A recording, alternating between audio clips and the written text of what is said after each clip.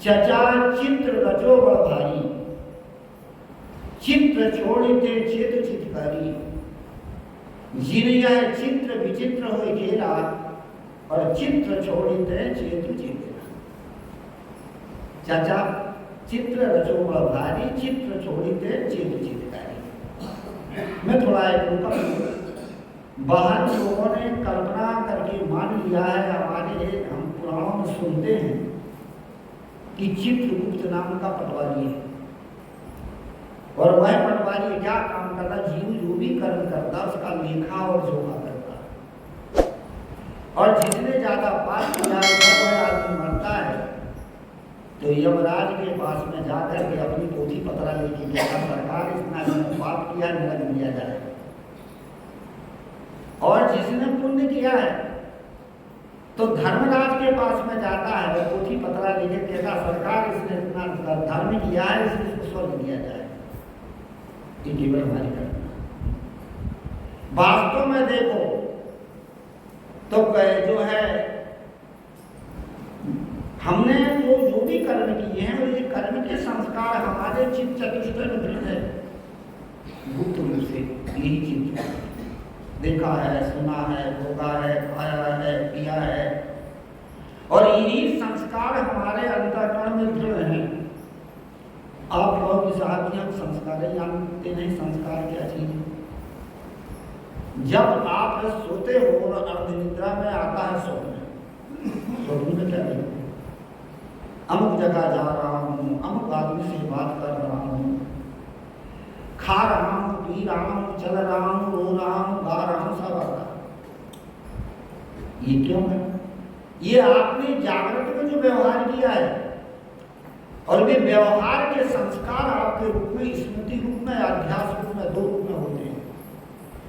एक स्मृति रूप में होते हैं, यादगारी के रूप में, दूसरे अध्यास के रूप में होते हैं। इन संस्कारों को आप देखते हो, कभी कभी लोग कहा करते, साहब जी हम भगत लोग हैं, हम तो मुक्त हो सकते हैं। क्यों हो सकते हैं? हम ज्यादा संस्कार करते हैं, ज्यादा यादें नहीं रखते, अपने परिवार में कोई कुटुंब में, गाँव बस्ती में इतने। और आप लोग तो देश विदेश कहाँ कहाँ के चेला चाटी और कहाँ कहाँ की दुनिया भर के याद रखते हो, तो आप कैसे मुक्त हो? मुक्त तो हम हो सकते हैं, परंतु आप नहीं हो पाओगे। कितने लोग ऐसी शंका करते हैं। हम उन लोगों को कहते हैं, भैया हम केवल स्मृति रखते हैं और आप आसक्ति रखते हैं। स्मृति बंधन नहीं है, आसक्ति बंधन है। कोई भी चीज याद हो गई स्मृति है, और आसक्ति क्या है? उसकी सुखासक्ति जो हम भीतर में चित्त रूप में रख लेते हैं, गुप्त रूप में, वो है आसक्ति, और वो ही जीव होना चाहती है। उदाहरण देके समझाऊं, हवाई जहाज में दो ऐसे यंत्र होते हैं जो अन्य गाड़ियां, ये जमीन में चलने वाले वाहन में नहीं होता। कौन कौन सा? एक राडार और एक ब्लैक बॉक्स, माने ब्लैक बोर्ड। राडार का काम क्या होता है कि बाहर की जितनी भी चीजें दूर दूर की उसको सर्च करता है, कहाँ जाना है, किस जगह जाना है, वो सारा नक्शा उसके पास होता है। उसी का आधार पर पायलट गाड़ी चलाता है। जहां से चला वहां का आवाज आता है, आगे जहां जाना वहां से बातचीत होती है।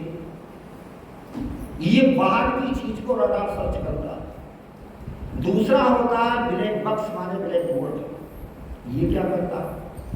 ये रडार जो सर्च करता है उसको भी ये खींचता है, और अंदर में क्या प्रतिक्रिया हो रही है इसको भी खींचता है। बाहर का भी खींचता है और भीतर का भी खींचता है। पायलट आपस में क्या बातचीत कर रहे हैं, यात्रियों में क्या चर्चा हो रही है, कौन सी समस्या अंदर है, कोई आतंकवादी तो नहीं है, कोई ऐसी और ऐसी कोई अंदर में तो नहीं है। ये सारी चीजें उसमें हो जाता है, अंकित हो जाता है। और जब हवाई जहाज क्षतिग्रस्त होता है, तो क्षतिग्रस्त होता तो ऐसे धातुओं से बना, उसमें आग जल्दी लगती है, और उसमें होता पेट्रोल, आग लग जाती, जल जाता। तो जब हवाई जहाज क्षतिग्रस्त होता तो वो हवाई जहाज जल जाता है, राडार भी जल जाता है। पर ब्लैक बोर्ड जिसे कहते हैं वो नहीं जलता। वो ऐसी धातुओं से बना है कि वो जलता ही नहीं, और उसकी खोज की जाती है। जब वह मिलता है तो उसे यंत्र में चढ़ाया जाता है, और फिर पता चलता है कि अंदर में क्या प्रतिक्रिया हो रही थी, क्या चीज है, उसके आधार पर फिर कार्रवाई चलती।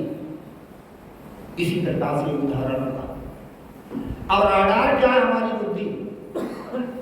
इससे हम सोचते हैं, ये बुद्धि बाहर की चीज सोचते हैं, स्मृति याद रहती, यादगारी रहती है। परंतु ये बुद्धि क्या होती है, कभी कभी वर्तमान में ही बुद्धि जो है आदमी सब भूल जाता है। कहीं बहुत सारी चीज आदमी भूल जाता है। बुढ़ापे में तो और भी भूल जाते हैं आदमी, या मस्तिष्क में कोई ऐसी चोट लग जाए, ठोकर लग जाए, स्नायुओं में कोई वो हो जाए तो आदमी इसको भूल जाता है, स्मृति नष्ट हो जाती है। परंतु स्मृति नष्ट हो जाती है ये, पर एक बात है, आदमी की बात आधार भीतर में जो है बस वो आसक्ति थोड़ी खत्म होती है, वो आसक्ति बनी रहती है, और वही आसक्ति ही जीव को आवागमन में ले जाती है। इसलिए मैं कह रहा था कि हम भीतर में आसक्ति बना करके रखते हैं, और वही आसक्ति हमारे संस्कार बन करके, आसक्ति स्वरूप में बन करके वही वासना बनती, वही जीव को जन्म मरण में ले जाती है। सदगुरु कबीर साहब चचा चित्त रचो बड़ भारी है, चा माने चेतन और चित्त माने क्या है? कल्पना, अभ्यास, वासना, आसक्ति, चाहना एक चित्र है, चाहे चेतन। कल्पना, वासना, अभ्यास, आसक्ति ये सब चित्र है। अब इन चीजों को मैं बताऊं कि अभ्यास क्या है, वासना क्या है और संस्कार क्या है। वासना है, अभ्यास है, कई जन्मों की हुई जो संस्कार हमारे भीतर पड़े हैं, अभ्यास। और वासना है, वर्तमान में भी हम कर रहे हैं और भी उसमें जम रहे हैं, वे वासना है, पहले की भी आगे भी की। संस्कार क्या है? उसमें से जो स्मृति रूप में, स्वभाव रूप में, आसक्ति रूप में हमारे सामने आ रहा है, उसका नाम है संस्कार। उदाहरण देकर समझाऊं, ये तालाब है, तालाब में कई दिन का पानी भरा पड़ा हुआ है, वो है अभ्यास। कई दिनों के संस्कार, कई जन्मों के संस्कार जीव के पास में सुखासक्ति अंतःकरण में जड़ है, इसका नाम है अभ्यास। वासना क्या है? जैसे तालाब में ऊपर से भी पानी गिरता है और बाहर से भी आके पानी इकट्ठा होता, पहले कभी जमा है, वो है वासना। बस कर लिए, बस कई बार पहले की बसी पड़ी। संस्कार क्या चीज है? जब तालाब में से आप नहर निकाल करके और बाहर खेतों में पानी देते, उसी में से आ रहा है, और कभी भीतर से बिझड़ता भी है, ये संस्कार। और यही हमारे चित्र हैं, यही तो हमारे जन्म और मरण के कारण है। जीव जन्म मरण में क्यों पड़ा है? इसके भीतर में वासना है, अभ्यास है, संस्कार है, और यही जीव को जन्म मरण में ले जाता है। ये कब से है? अनादि से, जब से जीव तब से। लोग कहते हैं गुरु जी कब से? अरे अनादि से। कैसे अनादि से? पूछ रहे कि धान में छिलका कब से? तो जब से धान तब से। धान में जो छिलका होता है वो कब से है? जब से धान है तब से। पर छिलका चावल नहीं है। क्यों नहीं है? अलग किया जाता है, अलग करके अलग कर लेते हैं। इसीलिए जीव के साथ में, चावल रूप जीव है, उसके साथ में वासना अनादि है, अध्यास अनादि है, संस्कार अनादि है, परंतु ये जीव नहीं है, क्योंकि ये अलग किए जा सकते हैं। और छिलका को अलग कर लो तो फिर धान उगेगी नहीं उगेगी। छिलका को अलग कर लो तो धान उगेगी नहीं। और उगता क्या है? छिलका नहीं उगता, चावल उगता, पर छिलका के संबंध से उगता है। ऐसे ही जीव के साथ वासना है, वासना के कारण ही ये जन्म और मरण में पड़ा हुआ है। वासना है, अभ्यास है, आसक्ति है, उसी से ये जन्म मरण में पड़ा। यही तो हमारा चित्र है। सदगुरु कबीर साहब के चचा चित्र रचो बड़ भारी, और छोटा मोटा नहीं, बहुत भारी अनादिकाल का बड़ा बहुत भारी चित्र है। थोड़ा अध्यात्म की तरफ चलो। रामायण के तो सब को लेकर के भगवान राम ने कहाँ कुटी बनाई थी? दो जगह। एक जगह बनाई थी चित्रकूट में, और दूसरे जगह बनाए थे जो है पंचवटी में। ये राम की चिंतन है। रमे निरंतर आत्मा निष्दिन आत्मयाम, और याही ते संतन धरो रामदास को हमारे अंतःकरण में जो रम रहा है, जो साक्षी रमैया चेतन है, यही तो राम है। अब ये क्या है जो है कुटी कहाँ बनाता है? कुटी कुटी ये शरीर कहाँ बनाता है? चित्रकूट। अब चित्रकूट क्या चीज है? चित्त चतुष्टय में 5 विषय की वासना कूट कूट के भरी है, इसी से कोटि शरीर बना, ये तो चित्रकूट है। दूसरे जगह कहाँ बनाए थे? पंचवटी। पंचवटी का अर्थ होता 5 तत्वों का बटा हुआ ये शरीर है, ये तो पंचवटी। क्षिति जल पावक गगन समीरा, पंच रचित अधम शरीरा, प्रकट स्वतंत्र आगे सोवा, और जीव नित्य तुम केले हुआ। ये उपदेश दिया था भगवान श्री रामचंद्र जी ने तारा को दिया। अब क्यों दिया? जब आदमी के जीवन में विपत्ति आती है, दुख आता है, तो आत्म तत्व के बोध से उसका दुख हुआ। जिसको भी दुख हुआ, विपत्ति आई, आत्म तत्व के बोध से, आत्म तत्व को जानने से, मन को अपने आप में ठहराने से दुख दूर होता है, ऐसा नहीं होता। जितना हम बाहर सोचेंगे, बाहर चिंता करेंगे, बाहर वो करेंगे, उतना दुख पैदा होगा। इसीलिए दुख दूर क्यों होता है? जब आत्म तत्व का बोध होगा। कोई भगवान और परमात्मा के नाम से दुख दूर नहीं होता, वो तो हमारी मन की शांति के लिए लोग करते हैं। पर दुख दूर जब होता है वो आत्मतत्व, यही चित्र रचने वाले चेतन दिख रहा है। राम जी कहते हैं, तारा तू क्यों रो रहे? तारा विकल देख रघुराया। तो दीनी ज्ञान, कौन सा ज्ञान दिया था? बाहर का कोई ज्ञान नहीं दिया, परमात्मा का जो दूसरा ज्ञान, बड़ा सुंदर ज्ञान दिया था। ये आत्मतत्व का ज्ञान दिया था।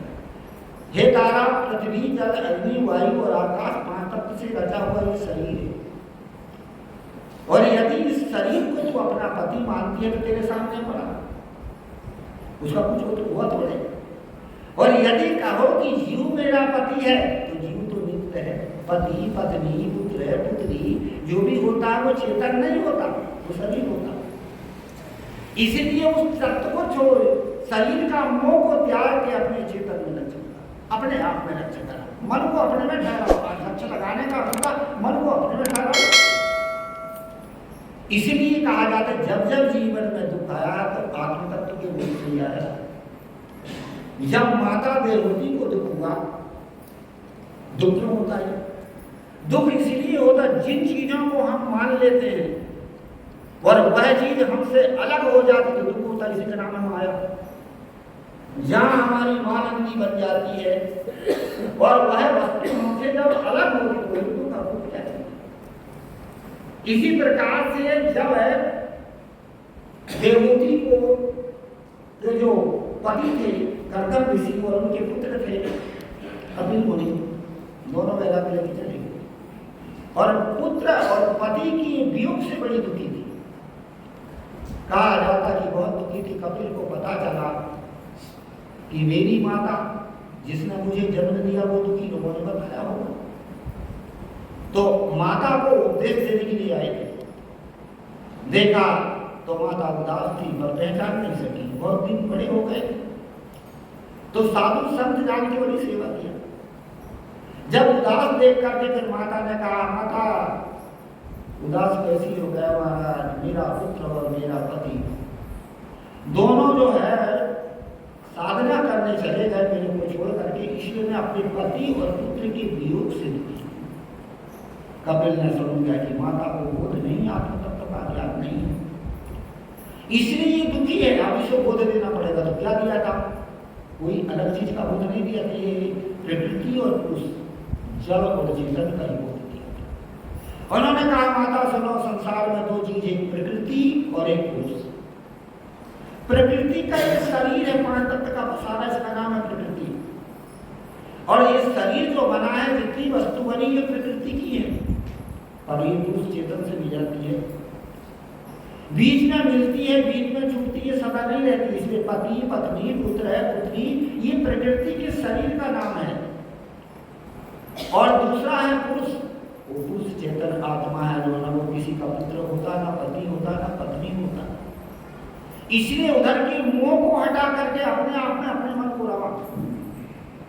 हम दुखी परेशान क्यों होते हैं? विजातीय वस्तुओं को हम अपना मान करके लोभ और मोह के वश में परेशान होते हैं। इसी का नाम है और अज्ञान। ना समझी के कारण आदमी दुखी होता। समझदारी आ जाए, समझ ले, बस दुख किस चीज का? किसी ने कुछ कह दिया हो गए दुखी, हमारे मन के अनुसार नहीं हो गए दुखी। और समझदारी आ जाए, सब अलग अलग है, सबका स्वभाव अलग अलग है, सबके संस्कार अलग अलग है, सबके शरीर अलग अलग है, सदा एक साथ कोई रह ही नहीं सकता। ये ज्ञान यदि हो जाए तो दुख किस चीज का? तो माता ने कहा, कपिल ने कहा, माता प्रकृति के कार्य अनित्य हैं, उन पर ध्यान मत दे, और चेतन नित्य है, अपने मन को उसमें ठहरा।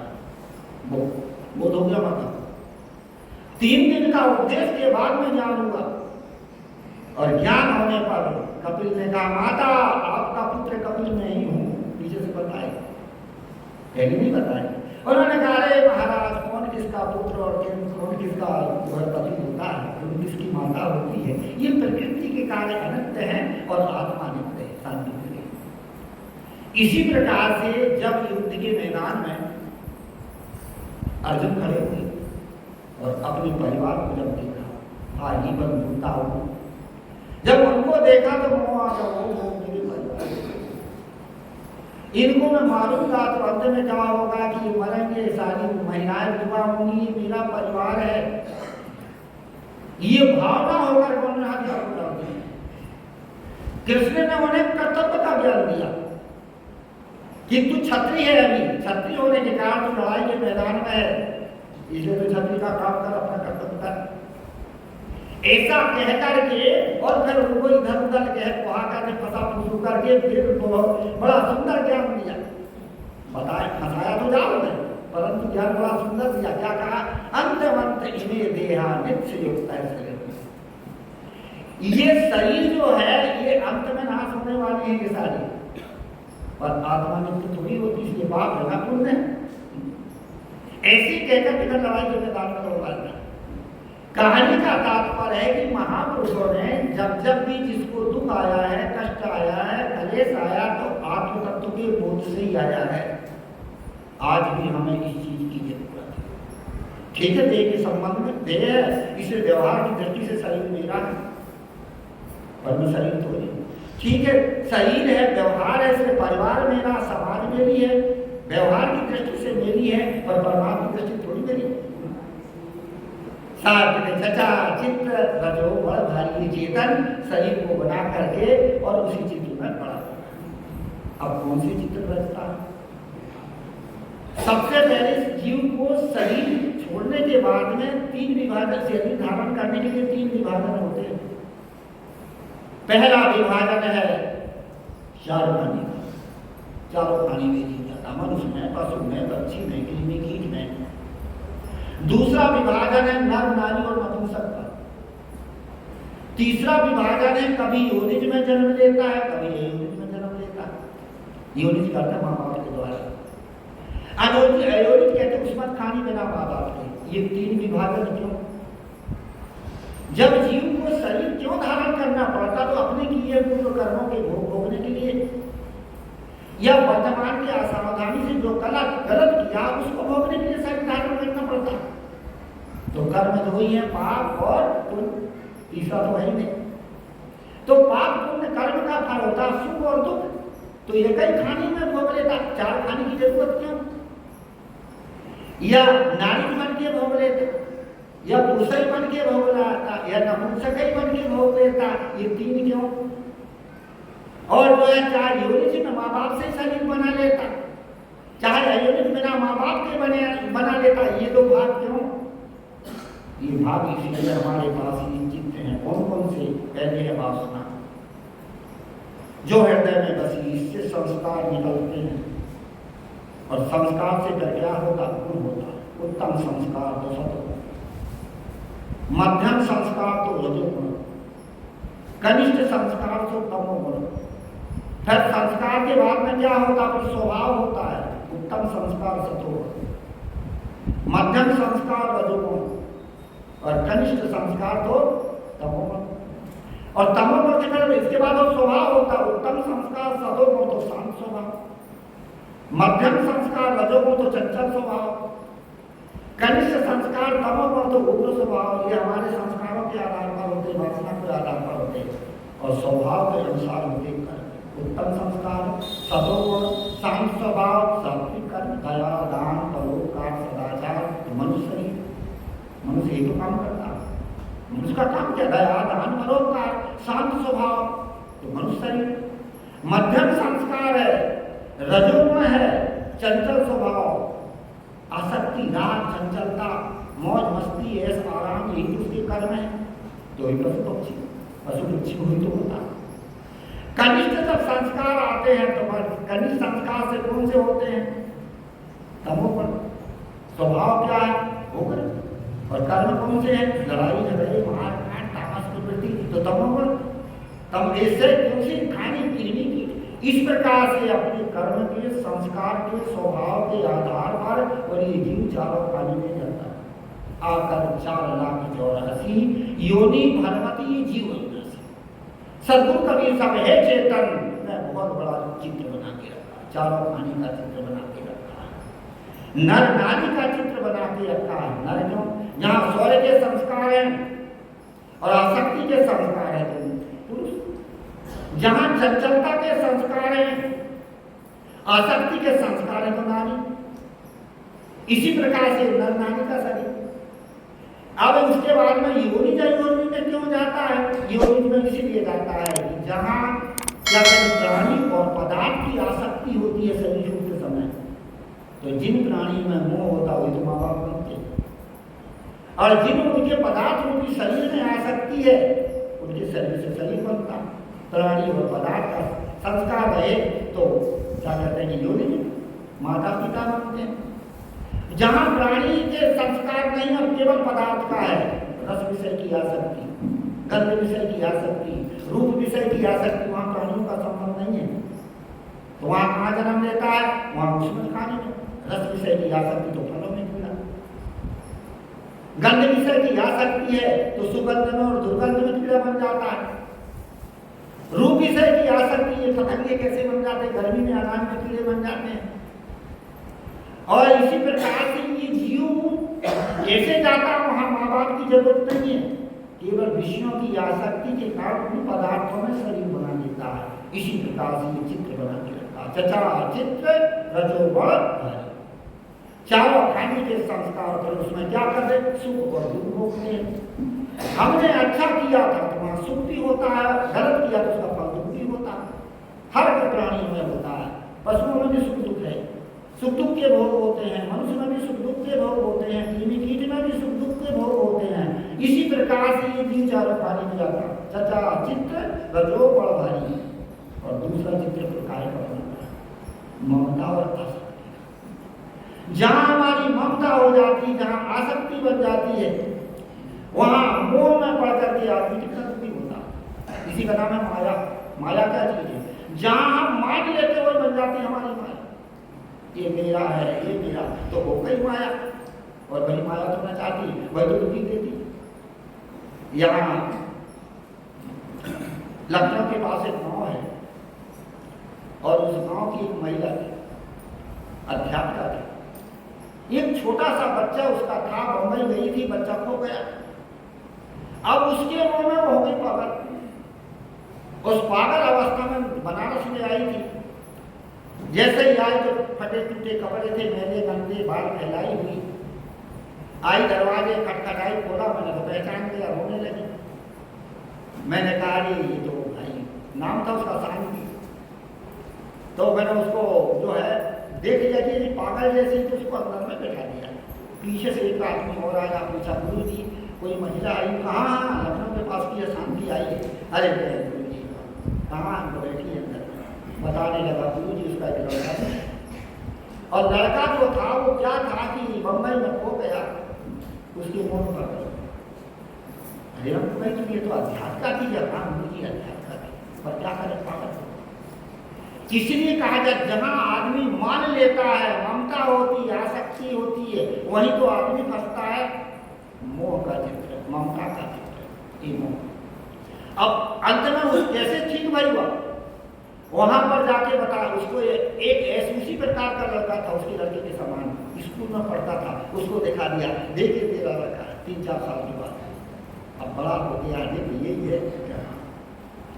तो लड़के से भी सिखा दिया था, वो पागल आएगी तो तुम कह देना उसका लड़का हो गया है।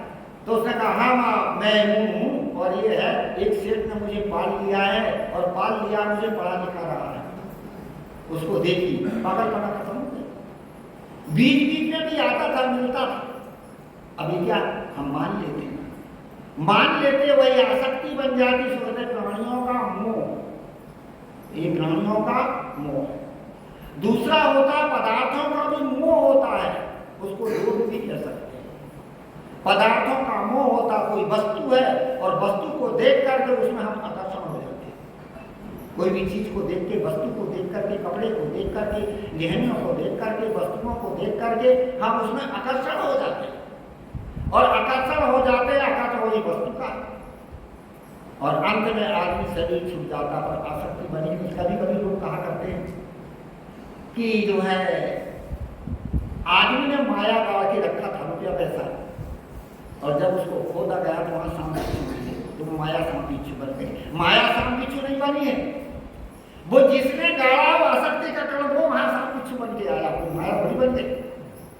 ये वस्तुओं का भी आकर्षण होता है, और वस्तु के आकर्षण के कारण भी आदमी यही आसक्ति होना चाहती है। जैसे कपड़े में कभी कभी बिल्ली बन पड़ जाते हैं, वो कहाँ की बिल्ली जाते हैं? अरे वो कपड़े पहनने वाले की आसक्ति थी, कपड़े में आके कीड़ा बन गया, कोई चीज में आके, जहां आसक्ति वहीं तो जाएगा। ये है चित्र, ये आसक्ति का चित्र, मोह का चित्र, वस्तुओं के, लोभ का चित्र, वस्तुओं के चित्र। जो वस्तु हम आपको मान लेते हैं हो जाता आसक्ति, वस्तु की आसक्ति। कितने लोगों की ऐसी आसक्ति होती, जरा नाराज नहीं होना, समझाने के लिए बता रहा हूं। जब कभी कभी शादी विवाह में माताएं बहने जाती हैं टेंशन। अब कोई कोई ऐसी माताएं होती हैं, वो पंगत कैसी पंगत है, कैसी संगत है, कैसा ये कार्य हो रहा है, इसको नहीं देखती, इसको देखती समधिन की चूड़ी कैसे, समधिन के कान के गहने कैसे हैं, बगल वाले की साड़ी कैसी है। ये तो आसक्ति है, तो अरे ये कैसी है, पहने जो अपना वो अपना। आदमी अपने में संतोष नहीं होता, वो दूसरे को देखता। फिर क्या कहते हैं, ये कहाँ से लाए, इस जगह से लाए, इस शराब से यहाँ से ये गहना लाया गया, लोग बता देते हैं, बस आकर्षण होता है। घर में आके फिर कहती हैं कि वहाँ पर जो है फलाने की ऐसी कपड़ा था, ऐसी साड़ी थी, ऐसे गहने थे। अब जब बाजार में जाते हैं बनिया या शराब से कहते हैं ये निकालो ये निकालो, वो थक जाता है सामान को निकालते निकालते, और पसंद नहीं आता। अब वो कौन जानेगी तो कौन से गहने और कौन सी साड़ी में तुम्हारी अकॉर्डिंग बनी है, परेशान हो जाता। बड़ा सुंदर एक जगह कहा है, नाराज नहीं होना, समझाने के लिए कह रहा हूँ। राग तान में दुनिया दी है और चटक मटक में नारी, और हमारे लिए भी है। प्रेम भाव में साधु रीज है, तीनों बड़े नारी। दुनिया राग तान में लिखती है, आकर्षण है, चटक मटक में बहन, और हम भी तो है प्रेम भाव में लिख जाते हैं। किसी ने 100 की 500 की नोट चला दिया तो दोनों हाथ से आशीर्वाद उसी में सब आ जाते हैं। अरे भाई घर जंजाल बाहर जंजाल, जंजाल गाया माथे, और जो जंजाल छोड़ साधु है सो जंजाल है साधे, सभी है, इसको कहते जीवी माया है। जो भीतर की आसक्ति, भीतर का राग है, ये दिखता नहीं है। एक माया होती स्थूल और दूसरी होती झीनी माया, ये भीतर की आसक्ति है। ये आदमी की कहाँ छूटती है, ये बनी रहती है। मैं बता रहा था कि वस्तुओं का आकर्षण भी होता है, और ये वस्तुओं का आकर्षण आदमी को खींचता। सदगुरु कबीर सागर चचा चित्त रजो भाई, और प्राणियों का आकर्षण भी खींचता, जिसको मैंने पहले बताया था मोह। कोई प्राणियों का आकर्षण है। जब मैं बुरहानपुर में रहता था तो वहां पर हमारे खेड़ा में क्या होता था कि पाली लगती थी 15 दिन की। एक संत के साथ मेरी पाली लगी, तो वहां पर खेत में हम बैठे थे, चने के खेत में। महात्मा को दूसरे तरफ थे और मैं दूसरे तरफ था। अब महात्मा जो है रोते थे, वो रो रहे थे, दूर से देखा कि ऐसे ऐसे आंसू पूछ रहे। और जब मैं गया पीछे से, तो साहब जी क्यों रो रहे हो? नहीं ऐसा ही किसी ने कुछ कह दिया क्या? नहीं, कुछ नहीं कहा। हम आपके साथी हैं, बताइए ना, हम निवारण करेंगे उसको। बहुत पूछने के बाद क्या बताया? उन्होंने कहा कि पत्र आया है घर से और पत्र में लिखा कि दामाद मर गया और जो है इसलिए छोटे छोटे बच्चे हैं बेचारों का क्या होगा, इसलिए रोवाई आ गए। कितने सालों का शादी? क्या 17 साल का? अभी दामाद बैठा है, अभी भी दामाद बैठा है।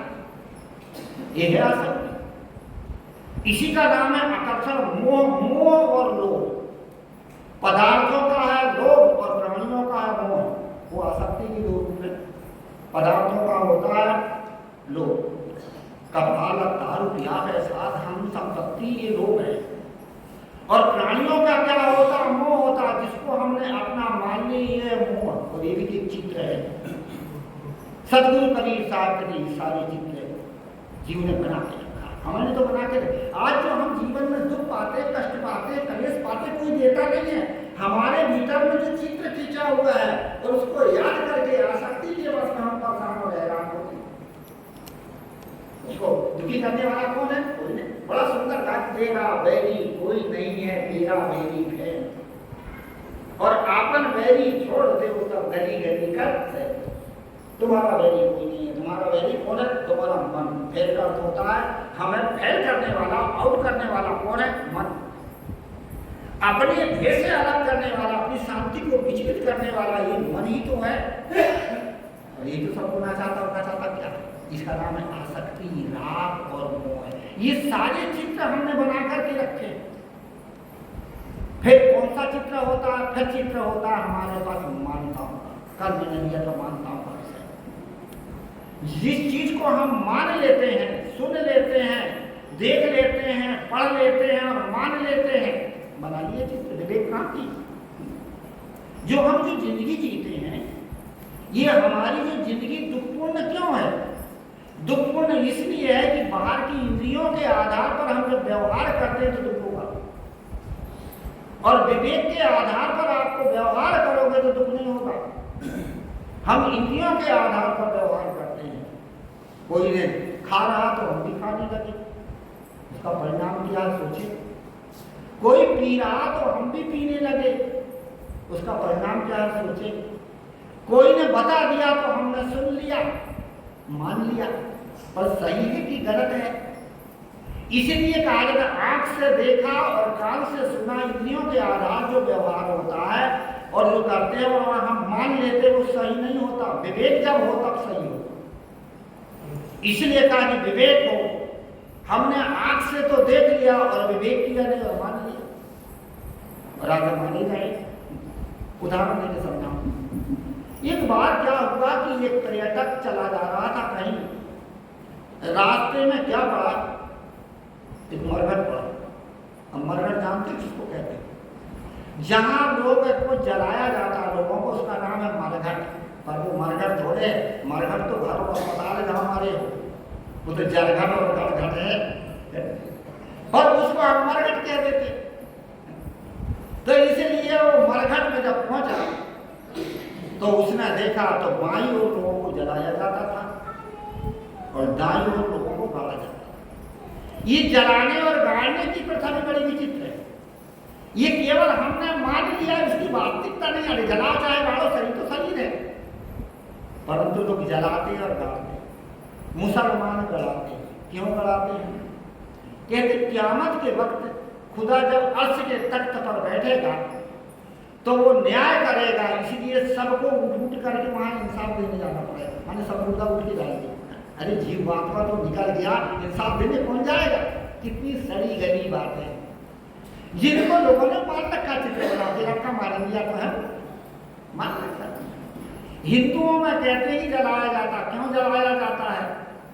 इसलिए जलाया जाता है कि आदमी यदि जलाया नहीं जाएगा तो अंत में क्या कदो प्रेत बन के आ जाएगा। इसलिए धुआं के द्वारा उसको स्वर्ग में पहुंचाया जाता, पर प्रेत नहीं बनेगा। कितनी उल्टी कल्पना है बना के रखा है। धुआं के द्वारा स्वर्ग में चला जाएगा, वो लौट के नहीं आएगा। ये जलाने और गाड़ने की प्रथा केवल मानता है। विवेक करके देखा जाए तो चेतन शरीर से निकल गया, शरीर को जला दिया जाए और जो कुछ भी कर दो, पर मानताओं का चित्र बना के रखे और मानता है और देखा देखी दुनिया कर रही है। तो मैं बता रहा कि वह आदमी ने देखा कि जिधर लोगों को गाड़ा जाता था और उस तरफ में एक महिला एक कब्र पर पंखा कर रही थी। कब्र माने जहां गड़ाया गया, कब्र पर पंखा कर रही था। व्यक्ति ने आंख से देखा कि कब्र पर पंखा कर रही है और उससे पूछा, बहन ये किसकी कब्र है? तो उसने कहा मेरे पति की कब्र है। तो कान से सुना कि उसके पति की कब्र है। मैं ये उदाहरण इसलिए दे रहा हूं कि हम इंद्रियों के आधार से जिंदगी लेते, आंख से देख करके, कान से सुन के विवेक थोड़ी करते हैं। तो उसने सोचा कि ये कब्र पर पूछा कि बहन किसकी कब्र है? पहले कब्र देखा तो आंख से देखा, पंखा कर रही तो पूछा कि बहन किसकी कब्र है? तो मेरे पति की कब्र है। तो आंख से देखा और कान से सुना और मान लिया कि ये पति करता। अब वो किस लिए पंखा कर रही है? विवेक तो करता या नहीं, उसको तो वास्तविकता को तो समझता, पर वास्तविकता को नहीं समझ पाया, मान लिया पति करता। कहने लगा बहन धन्य है तेरे, तू महापति तू पति बनता है। कह भैया कैसे पति बनता? अरे कह जब मरे पति की कब्र पर पंखा कर रही है तो जिंदा की कितनी सेवा नहीं करती रही होगी। उसने कहा भैया तुम कैसे मुझे पतिव्रता मान लिए? क्या इसलिए मान लिया कि आंख से देखा और कान से सुना? ये प्रत्यक्ष प्रमाण है। आंख से देखा कि तेरे पति कब्र पर पंखा कर रही है, कान से सुन लिया कि तेरे पति की कब्र है। उसने कहा भैया आंख का देखा और कान का सुना झूठा होता है, कभी विवेक से नहीं करता। उस कारण को समझो, हम कारण नहीं समझ पाते, मान बैठते। अच्छा बता कारण क्या है? तू कब्र पर पंखा क्यों कर रही है? क्या इसलिए कर रही हूं कि मेरे पति का जब अंतिम समय था तो मैंने पूछा था कि जो है जब आपका शरीर नहीं रहेगा तो मैं क्या करूंगी? तो पति देव ने कहा कि ठीक है, मेरे खेत है, जगह जमीन, इसमें गुजारा कर लेना। मैंने कहा मैंने बिना पति के नहीं रह सकती, दूसरा घर करना पड़ेगा। मेरे पति देव ने कहा 1 साल के बाद दूसरा घर कर लेना। मैंने कहा 1 साल भी नहीं रह सकते। पति ने कहा कि 6 महीना रह जाएगा। मैंने 6 महीना को स्वीकार नहीं किया। पति देव ने कहा कि 3 ही महीना रहेगा। मैंने कहा 3 महीना में नहीं रह सकती। तो पति देव ने कहा 3 नहीं रहेगी, 1.5 महीना तो रहेगा। क्या 1.5 भी नहीं रह सकती? अरे देवी के है, तब एक काम करना 13 दिन तो रहेगा, तेरी कर लेना। क्या 13 दिन भी नहीं रह सकती? क्या 13 दिन नहीं रहता तो कम से कम 3 दिन तो रहेगा ना? क्या मैं 3 दिन भी नहीं रह सकती? तो मेरे पति देव ने कहा कि 3 दिन भी नहीं रह सकती, इतनी क्षमता नहीं है, तो मेरी कब्र की मिट्टी सूखने तक रहना, पर दूसरा पति करना, इसीलिए मैं पंखा कर रही। आंख से देखते हैं, कान से सुनते हैं, मान लेते, ये है मानता। शास्त्रों को हम आंख से देखते हैं और उन शास्त्रों को पंडितों के द्वारा, विद्वान के द्वारा कान से सुनते हैं, पर विवेक नहीं। इसीलिए कहा जाता है कि हम विवेक करें। ये हमने काय का चित्र बना रखा है, मानता मान लिया पर विवेक नहीं किया। इसलिए सदगुरु कभी चाहते विवेक करो। मनसायर मनसा लहरी बूढ़े बहुत कचेर और कहाँ ही कबीरते बाची हैं जाके हृदय विवेक। हर चीज के लिए हमें विवेक करना है, व्यवहारिक जीवन जीना है तो भी विवेक करना है। तो इसी प्रकार से हम विवेक करें, समझें। विवेक के द्वारा जो भी बात होती है वो बिल्कुल सही होती है। तो मैं बता रहा था कि ये मानताओं का चित्र है। चचा चित्र रचो बड़ भारी। हम काहे काहे के चित्र बनाते हैं? सबसे पहले अध्यास और वासना के चित्र बनाते हैं, फिर चारों खाने के चित्र बनाते हैं, फिर चारों खाने में नरनारी के चित्र बनाते हैं, फिर नरनारी में योनिज और अयोनिज के चित्र बनाते हैं, फिर मनुष्य खाने में अनेक प्रकार के मानताओं के चित्र बनाते हैं। और इसी चित्र में तो चचा चित्र रचो बड़, और भी अनेक प्रकार के मानताओं के चित्र बना देते हैं और उस मानताओं में पढ़ करके हम भ्रम में पड़ जाते हैं। ये मेरे से पूछ रहा था कि गुरु जी ये देवता जो आते हैं, देवताओं को आप मानते हो कि नहीं? भाई देवता तो मैं मानता हूँ, माता देवता है, पिता देवता है, गुरुजन देवता है, महापुरुष देवता है। कह नहीं वे नाचने कूदने वाले देवता। मैंने कहा भैया वो देवता तो अब नहीं मानता हूँ। क्या क्यों नहीं मानते? अरे जिसके शरीर में देवता आ जाता है वो भविष्यवाणी बोलता है, इसीलिए वो देवता है, वो सही बोलते हैं। मैंने कहा भैया भविष्यवाणी यदि देवता बोलता है तो वो देवता मेरे हमारे शरीर में आना चाहिए। संत महात्मा साधु होते वो मांस खाने वाले मदिरा पीने वाले उनके शरीर में क्यों आता? गुरु जी को क्या उनको आदमी की प्रॉब्लम। हमारे भीतर भावना बन जाती है, भावना से भाव बनते हैं और भाव से उमंग आती है और वही उमंग से हम नाचते हैं। इसलिए ऐसी मान्यताएं हैं। वास्तव में देवता नहीं, देवता जिसके साथ सद्गुण हो, सदाचार हो, वो देवता। ये नाचने कूदने वाले देवता नहीं होते। ये भावना है, जैसा उसने मान रखा है उसके अनुसार उसके भीतर भावना बनी, भावना के आधार पर वो नाचता है। जो जब मैं घर में था तो वहां पर मेरे रिश्तेदार के लड़का थे, मामा के लड़के थे, वो लोग उनको देखता था। छोटे बच्चे थे, छोटे थे, 10-12 साल के थे। अंत में वो संत बन गया, अभी संत है। जब बुरहानपुर में थे, आप हरिद्वार चले गए, नाम है स्वामी प्रमानंद जी महाराज। बुरहानपुर में थे उस समय, जमाना निकला तो देवता देखे उन्होंने तो खड़े थे। तो मैंने कहा कूद पड़ो आप भी। कह साहब काहे कहता, आप भी तो पहले कूदते थे ना। अरे साहब जी के वो भावना की ज्ञान नहीं करता था, भावना से भाव बनता था, भाव बन करके शरीर में उमंग आती थी, कूद लेते थे। अब ज्ञान हो गया, भावना होगा, सब खत्म हो गया। वास्तविकता तो समझ में आ गई, अब थोड़ी सा नहीं आएगा। ये मानता है, मान्यताओं का हम चित्र बनाते हैं। सदगुरु कबीर साहब ने रचा चित्र रचो बड़ भरी, चित्र छोड़ते चित्र चित्रकारी। साहब कहते तुम चित्रकारी हो, चित्र को बनाने वाले हो, बनाए तो बिगाड़ भी तो सकता। जो चीज हम बनाए आज मिटा भी सकते हैं, मान्यताओं को हम समझ करके मिटाएं। अनेक प्रकार के हम विकारों को बना के रखे, उन विकारों को आज हम त्याग करके आज उससे छूट सकते हैं। जिन्हें चित्र विचित्र हो खेला और चित्र छोड़ते चित्र चित्र। विचित्र का अर्थ होता विशेष, ये विचित्र या अद्भुत नहीं, विशेष।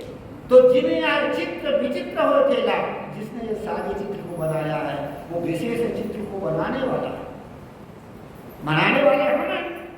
इसने जितनी भी मानंदी बनाए, जितनी भी आदत बनाए, जितने भी स्वभाव बनाए, जितने भी संस्कार बनाने वाले हमें, तो आप तो मिटा सकते हैं। जो चीज बनाई जाती है वो बिगाड़ी भी जाती है। सदगुरु कबीर साहब सारे अभ्यास, आसक्ति, राग, स्वभाव हमारे बनाए हुए हैं। सारे दुख आज हमने तैयार किया है। आज दुख को ज्ञान और विवेक के द्वारा आप मिटा सकते हो। जो जीवन में दुख आते, सुख दुख, अनुकूलता प्रतिकूलता, ये ज्ञान विवेक से दूर होंगे।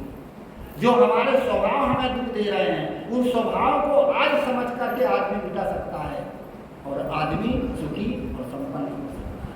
ये मानव जीवन क्या है? एक राज के समान है, हमें ऐसा राज मिला। अब इस राज रूपी मानव जीवन को हम अपने स्वभाव, अपने संस्कार, अपने आदत में पढ़ करके हम इसको और बर्बाद करते, परेशान होते, हैरान होते। उदाहरण देते और वाणी को ब्राह्मण दूंगा। कहा जाता है ये बात राजा था और राजा बड़ी सुंदर कथा कहता था, बड़ी सुंदर कथा, लोगों में बड़ी भीड़ लगती, ज्यादा भीड़ लगती थी। एक दिन कथा हो रही थी और उस कथा में एक खाद वाला आया। अब खाद वाला आया तो खाद, जब कथा शुरू हो तो खाद को ज्यादा शुरू कर देंगे तो सबका लक्ष्य उधर हो जाए। राजा ने कहा सारा चौपट कर रहा, बर्बाद कर रहा है। तो क्या भाई देखो खाद मत खुदाओ। क्या करूँ सरकार, पुराने जन्म के पाप से हो गए। क्या ठीक है, परंतु एक काम करके कथा में मत बैठे। क्या महाराज अब कथा तो सुन रहे हो, कम से कम तो पाप तो कम होगा। क्या शिव पर खाद नहीं पुजाना और खाद नहीं पुजाना और तेरे को 10,000 रुपये मिलेगा, खाद नहीं पुजाना 10,000 रुपये मिलेगा, ये भी आता है पैसा धन भी है। दूसरे दिन दवाई लगा के गया था, खाद नहीं पुजाया। कथा अब शेष बची थी 5 मिनट। अब खाद तो खाद है, उठी खाद, और जैसे खाद उठी तो खत्म, रोटी खाना है तो धीरा सा धोती के अंदर हाथ डाल के खोजा लिया तो कर बढ़ गए। राजा ने कहा सारा चौपट कर दिया, अब मत खोजा, अब कल कथा में बैठना, खुजाना नहीं और पूरा राज तेरा। अब राजगद्दी में बैठ गया। अब राजगद्दी में जब बैठा तो फिर तीसरे दिन कथा शुरू हुई, नहीं खोजाया। अब 1 मिनट बची पर खाद तो खाद थी, इधर लेट है उधर बोल रहे, अब कहाँ से आज तो खा ले। उसका भैर का बांध टूट गया और गार्ड गद्दी से उतर करके राजा से कहे, तुम राजा कान खोल के जितना मजा मेरी खा जो उतना था मजा तेरे राज में खाली ऐसे मानव जीवन रूपी हमें राज मिला और ये दुनिया की खाद बजाते बजाते राजा आदमी को बर्बाद हो जाता है। सारी चीज को बनाने वाला हम है, उन सारी चीजों को आज कर सकते, आदत आ सकती, राग द्वेष, बहुत सारी चीजें हैं जो हमारे जीवन में टूट देती, अशांति पैदा करती और इसको आज मिटा के आदमी सुखी हो सकता कब? जब संतों का सत्संग हो, विवेक मजबूत हो, समझदारी मजबूत हो, आज आदमी आज सुखी हो सकता है। बहुत ऐसे लोग थे जो बेचारे कैसे कैसे जंजाल में पड़े थे, संतों का सत्संग मिला, ज्ञान मिला, सुधार लिए, चाहे वो नर हो चाहे नारी। आज हमें इन चीज़ों की जरूरत है। समय पूरा हो ही गया है पहले से, 2-4 दिन और बड़ा होगा तो सदगुरु कबीर की